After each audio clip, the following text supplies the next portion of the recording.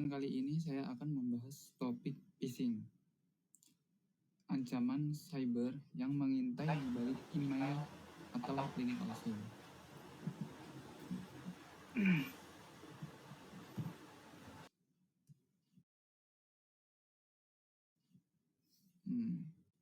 Phishing. Apa sih itu phishing?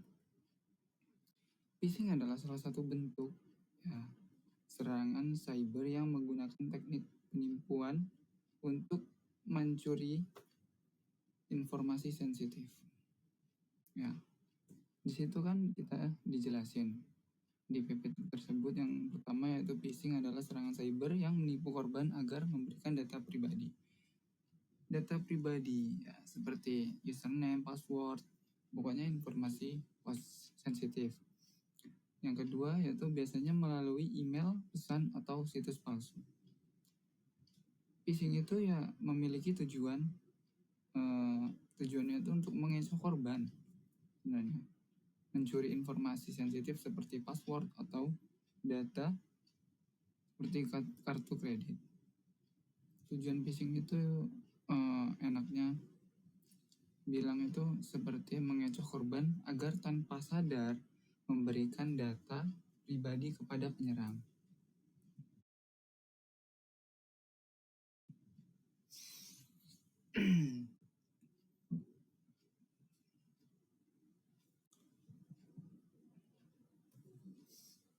Gimana sih cara kerja phishing?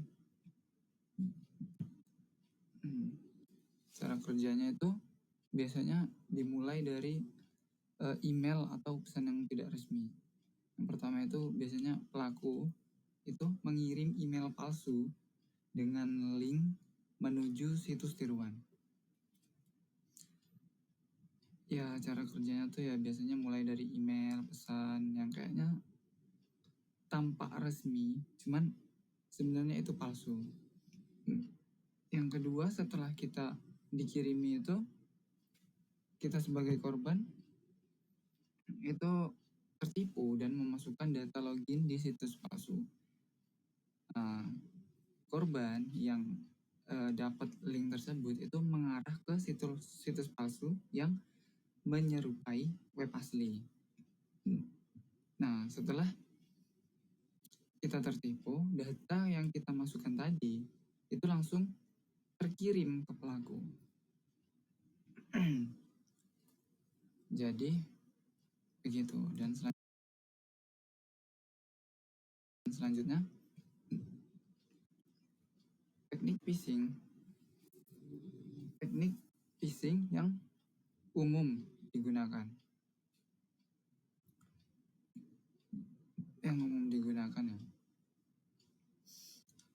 Ada sih beberapa yang saya tahu. Seperti yang pertama, email spoofing. Email spoofing itu adalah orang atau seseorang pelaku itu menyamar sebagai pengirim terpercaya. Yang kedua, web palsu. Web yang meniru seperti halaman-halaman login yang asli atau website palsu lah, yang seperti Shopee, cuman kita masuknya ke situs lain, malah kita memberi data atau informasi kita ke pelaku. Yang ketiga yaitu link manipulasi. Link manipulasi yaitu adalah URL yang terlihat asli tapi palsu. Dia tuh menyamarkan URL si pelaku tersebut. Dan yang terakhir yaitu adalah voice phishing. Nah, yaitu si pelaku itu menyamar melalui suara. Bukan menyamar sih sebenarnya, kayak memberikan link itu, berbohong lah, dan melalui suara ataupun SMS. Yang selanjutnya yaitu adalah contoh kasus nyatanya. Contoh kasus dari phishing yang terkenal adalah saat pengguna Gmail menerima email palsu dari Google, tertipu email palsu yang mengatasnamakan Google.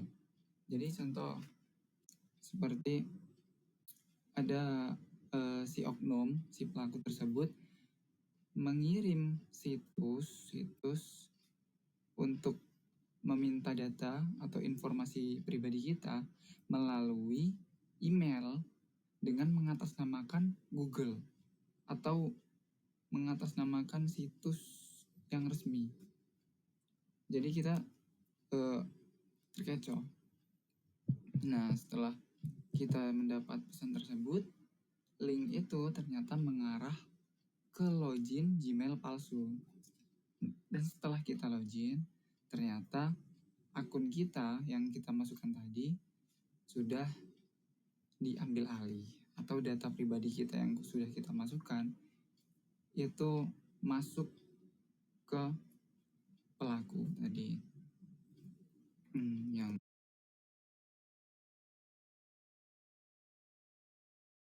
selanjutnya yaitu cara mendeteksi dan mencegah.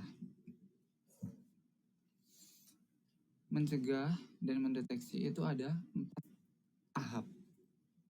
Tahapan yang pertama yaitu adalah periksa URL dan email pengirim dengan teliti. Gimana sih caranya?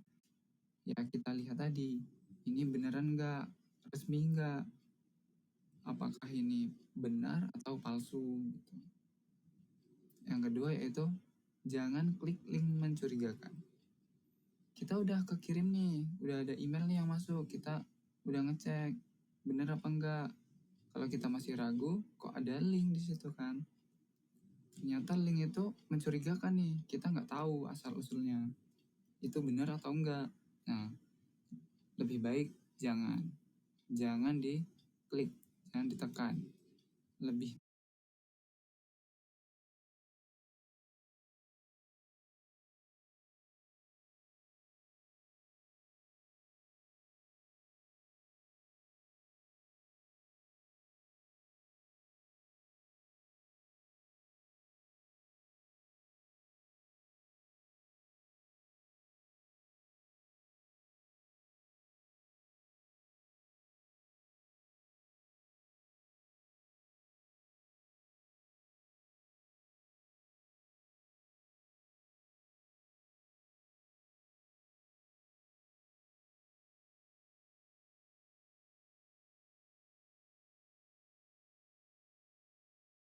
baik kita cegah hal-hal yang nggak kita tahu.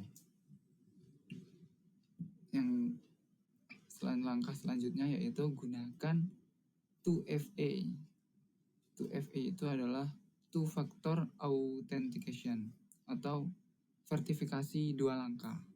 Kayak verifikasinya tuh butuh email, butuh telepon gitu. Jadi 2 langkah. Dan langkah yang terakhir yaitu pasang ekstensi anti phishing di browser. Jadi kayak ekstensinya itu melindungi kita dari kayak semacam email yang nggak resmi, yang terkirim nggak resmi, link yang mencurigakan.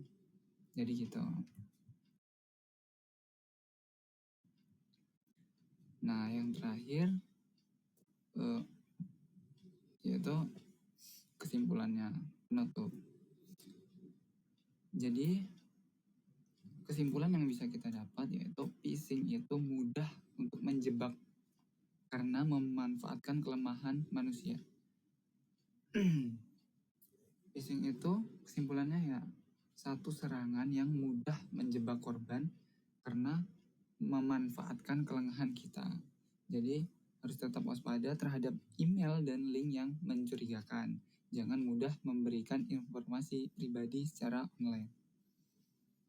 Ya, sekian presentasi dari saya. Kurang lebihnya saya mohon maaf.